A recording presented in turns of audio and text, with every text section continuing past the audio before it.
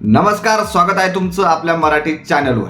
सर्वप्रथम तर हे सांगणं गरजेचं आहे, म्हणजे जेव्हा क्रिकेटचा विषय निघतो तेव्हा मला हे सांगायला भरपूर आवडतं की भिकारी हे T20 वर्ल्ड कप पासून आता बाहेर गेलेले आहेत. त्यांना सरळ हाकलण्यात आलं. श्रीलंकेनं अत्यंत घाण पद्धतीनं त्यांना बाहेर केलं. नक्की श्रीलंका एका बॉलनं हारले, आपण म्हणू शकतो 4 रनानं हारली, तो पण व्हाईट बॉल होता त्या भिकाऱ्याचा. परंतु हे सांगणं अत्यंत महत्त्वाचं आहे की जे ते काय फुगीर मारत होते, ते भिकारी जे फुगीर मारत होते ते काहीच नाही आहे. ते बाहेर गेलेले सेमीफायनलपासून. आणि आता वळूया आपल्या मूळ मुद्द्याकडे. भारत सेमीफायनलमध्ये गेलेला आहे आणि इंग्लंडसोबत आता पहिली सेमीफायनल आपली होणार आहे. नक्कीच आता ते तर राहणारच आहे संपूर्ण गोष्टी, की याच्यासोबत नव्हती पाहिजे, त्याच्यासोबत नाही. भरपूर जण चर्चा रंगत होती, पण तसं काही नसतं. जर वर्ल्ड कप जिंकायचं आहे तर प्रत्येक संघासोबत खेळावंच लागणार. आता जो प्रश्नचिन्ह उपस्थित होतं त्यावर नक्की चर्चा करूया की अभिषेकला ड्रॉप करू शकतो का, त्या जागी कोणी अजून एक प्लेअर आपण घेऊ शकतो का, कारण ओपनर्स चेंज करता येईल का, ईशानला ओपनिंग करता येईल का, भरपूर काय चर्चा रंगतीये.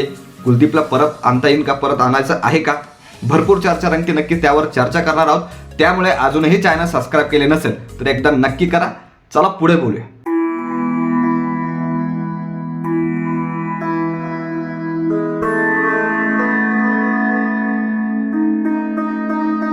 तर सध्या चर्चा रंगतीये की अभिषेक शर्माला सध्या ड्रॉप करावं, कारण मागचे 4 मॅच, जवळपास 4 ते मॅच काही खेळलेलं नाहीये. एक 50 आली, ती पण जर बघितलं आपण तर झिम्बाब्वे विरुद्ध आली. नक्कीच तो भाग वेगळा जातोय. प्रश्नचिन्ह उपस्थित होताना दिसत आहे की अभिषेकला सध्या ड्रॉप केला, आराम दिला, विश्रांती दिली तर चालेल का, हा प्रश्नचिन्ह उपस्थित होताना दिसतोय. तर सध्या अजून आता याच व्हिडिओच्या संदर्भात जर सांगायचं झालं तर अजून 2-3 प्रश्न उपस्थित होत आहे. जसं की पहिला अभिषेक शर्माचा, दुसरा वरुण चक्रवर्तीचा सुद्धा फॉर्म थोडासा प्लस मायनस दिसतोय, तर त्याला बसवून कुलदीपला आपण आणू शकतो का, हा सुद्धा प्रश्नचिन्ह उपस्थित होतोय. तर भरपूर काही गोष्टी आहेत. त्यातल्या त्यात ईशान किशनच्या मागच्या 2 इनिंग खराब गेलेल्या आहे, तर ती सुद्धा एक थोडंसं आपण म्हणू शकतो चिंता वाढवणं आहे. तर त्यावर चर्चा करूया. सुरुवातीला नक्कीच अभिषेक शर्माला बसवण्याची गरज सध्या तरी वाटत नाही, कारण ज्या प्लॅनने आपण समोर आलेलो आहोत, ज्या पद्धतीनं तो खेळतोय, नक्कीच थोडंसं आता 2-4 मॅचेस झाल्या फॉर्म थोडासा डाऊन आहे, परंतु आपण तो प्लॅन घेऊन आलेलो आहोत. आणि त्यानंतरचा सर्वात महत्त्वाचा पॉईंट म्हणजे पुढची मॅच, पुढची सेमीफायनल ही वानखेडेवर आहे. मागचं जर वानखेडेचं आपण जर बघितलं तर 2025 फेब्रुवारी 2 फेब्रुवारीला 2025च्या याच्यात इंग्लंड विरुद्धच अभिषेकने 135 रनाची पारी खेळली होती. 135 रनाची. त्यामध्ये जर बघितलं आपण तर 54 बॉलात 135 रन, 4 चौके मारले 7 आणि 13 सिक्स मारले. स्ट्राईक रेट जर बघायचं झालं तर 250च आहे.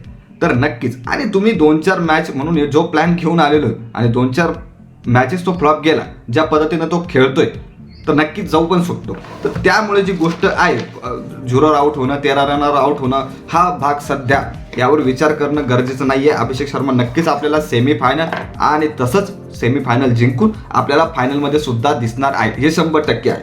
अजून पण तो T20चा नंबर 1 बॅट्समन आहे अजून पण, म्हणजे 4-5 मॅचेस त्याच्या फ्लॉप गेल्या तरी सुद्धा. आणि त्यामुळेच जर आपण बघितलं, चला आता वर्ल्ड कपमध्ये 6 मॅचेस झालेले, तो रेकॉर्ड सुद्धा काढलेला आहे. तर 6 मॅचेस झाले रेकॉर्ड बघितलं तर त्यामध्ये 80 रन अभिषेकने काढलेले आतापर्यंत. एकच 50 मारली, जसे की सांगितलं झिम्बाब्वे विरुद्ध ती होती. स्ट्राईक रेट 131चा आहे, हे त्याचं सध्याचं आहे. नक्कीच हा फॉर्म त्याचा नाही आहे खरं पाहिलं तर, परंतु कडक बॅट्समन आहे, त्याला नक्कीच बसवणं हे अयोग्य राहणार. त्याला विश्रांतीची गरज नाही आहे, तो कडक खेळणार. मागच्या मॅचमध्ये 2 महत्त्वाच्या कॅचेस सुद्धा सोडल्या, कारण फॉर्म नक्कीच प्रेशर राहत असतं, कारण फॉर्म आहे. तर काही गरज नाही आहे त्याला बसवण्याची. मला असं वाटतं की त्याला सेमीफायनल आणि फायनलमध्ये नक्कीच खेळवलं पाहिजे. दुसरा जर आपण प्रश्न जर बघितला तर दुसरा प्रश्न हा होता की वरुण चक्रवर्तीचा फॉर्म सध्या बाहेर आहे, तर कुलदीपला आणू शकतो का.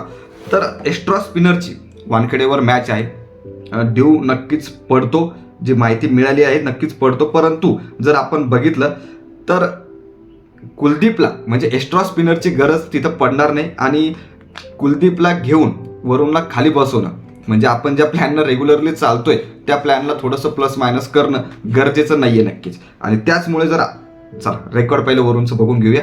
तर वरुणचं रेकॉर्ड T20 मधलं जर आताच पाहिलं वर्ल्ड कपचं, 7 मॅचेसमध्ये 12 विकेट, ओव्हर टाकल्या 24 हे आहेत, म्हणजे नक्कीच 12च विकेट घेतल्या भाऊने. परंतु कडक बॉलिंग करतो, नक्कीच स्पिनर अत्यंत कडक आहे. आणि त्याच प्लॅननं भारत हा आतापर्यंत खेळत आलेला आहे, त्यामुळे ह्या दोघांनाही चेंज करण्याची गरज नाहीये, ना अभिषेकला ना वरुणला. जी टीम आहे तीच रेग्युलरली राहणार. आता महत्त्वाचं जर बघायचं झालं तर वरुणला एक मॅच तर नक्कीच गाजवावी लागणार. वरुण आणि ईशानवर नक्कीच नजर असणार आहे. ईशान सुद्धा मागच्या 2-3 मॅचमध्ये फ्लॉप जातोय, परंतु नक्कीच त्या दोघांवर नजर राहणार आहे. तुम्हाला सेमीफायनल आणि फायनल दोघांनाही एक एक गाजवावी लागणार आहे. तसंच बॉलिंगमध्ये काही अडचण मला तरी वाटत नाहीये, ज्याप्रमाणे आपण बघतोय तर. परंतु ह्या दोघांना गरज नक्कीच आपल्याला भासणार. तर बाकी तुम्हाला काय वाटतं नक्की कमेंट करून सांगा, की पूर्ण जी टीम आहे त्याच्यामध्ये काही चेंजेसची गरज आहे का? नक्कीच कमेंट करून सांगा. बाकी सबस्क्राईब करायला विसरू नका. धन्यवाद.